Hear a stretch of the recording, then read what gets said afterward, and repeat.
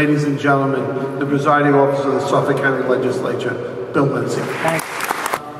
I was sitting here trying to think how many years we've had this ceremony, and I know it's well over 20. Maybe Melody would know exactly how many, or Ellen would. I don't remember. I know it's well over 20 years, and I think I've been at almost every one of these. And to me, it's an event that I don't think any of us want to be here. I don't think any of us want to salute the people that gave their lives or their health because they just wanted to go to work every day. But we're still here every year because I don't think it's a situation that will ever go away. I listened intently to John's remarks, and I really want to piggyback on some of the things that he said, because I think it really goes to the core of what tonight's all about. I think it was probably almost 100 years ago, there was a labor activist by the name of Mother Jones.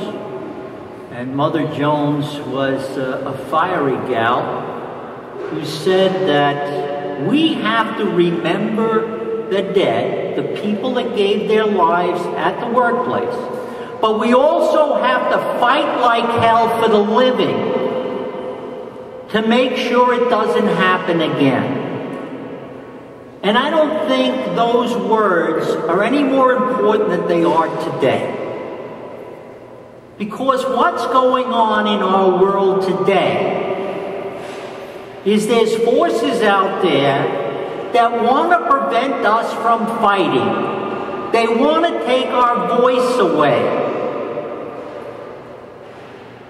And what I'm talking about is the labor movement.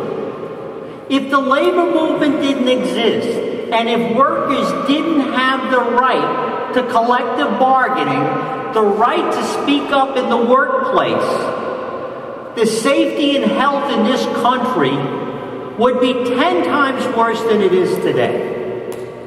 And they want to take our vocal cords out. Because if we can't say anything, we can't fight.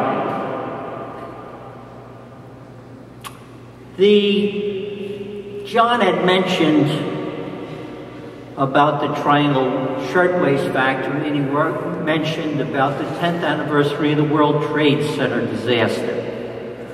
And of course, everybody knows that the World Trade Center was a result of terrorists. But there is a similarity between those two events that were 90 years apart, and that's greed, plain and simple. The World Trade Center, the Triangle Shirtwaist Factory was clearly about greed, where workers locked the doors.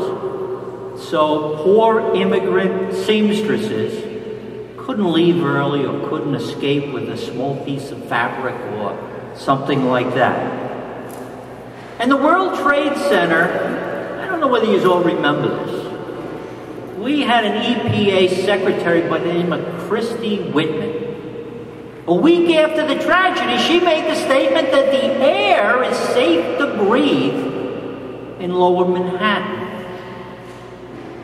We all knew that was a lie. Why did she do that?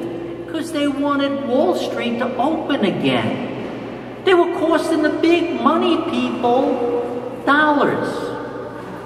What's the result of that today? And Ben will tell you, thousands of people are now stricken with diseases that they shouldn't have had to have been.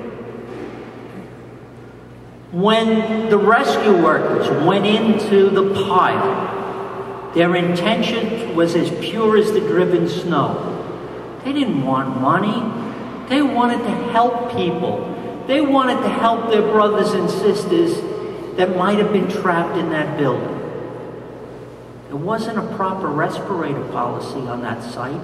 There should have been. There should have been. But if every worker on that site went forward with a positive air respirator, a lot less of them would have been sick. Probably would have scared the hell out of people. People might say, well, geez, the air isn't fit to breathe. and we shouldn't be in Lower Manhattan. But then again, that's bad for business. So what are we doing now? We're paying the price for those mistakes. We're paying the price with thousands of workers that he sees every year that are losing their health and their lives because of that greed. I think that somewheres along the line, and I don't know whether it'll happen in my lifetime, but this country has to gain a conscience for its people, for its workers, so that tragedies like we talk about tonight will never happen again. But most importantly, we have to fight with all we have to protect our voice. Because without our voice, there is no safety. There is no health programs. Nobody just came forward. No government agency, federal, state, local, came forward and said to the rescue workers, you did an admirable thing, and we're going to give you these benefits. They had to fight like hell to get the measly benefits they have now, that somebody will look after their health. And that's the same thing with every one of us. If we don't have a voice, we can't continue the fight. Today is about remembering all those folks, remembering the folks that gave up their life and gave up their health during the course of the last year, simply because they wanted to go to work and make a living. So let me just end by saying, tonight as we go home, maybe don't play the radio in the car, and just remember some of those folks. And if you're a believer, say a prayer for them. But tomorrow morning when you wake up, don't forget to fight. Thank you.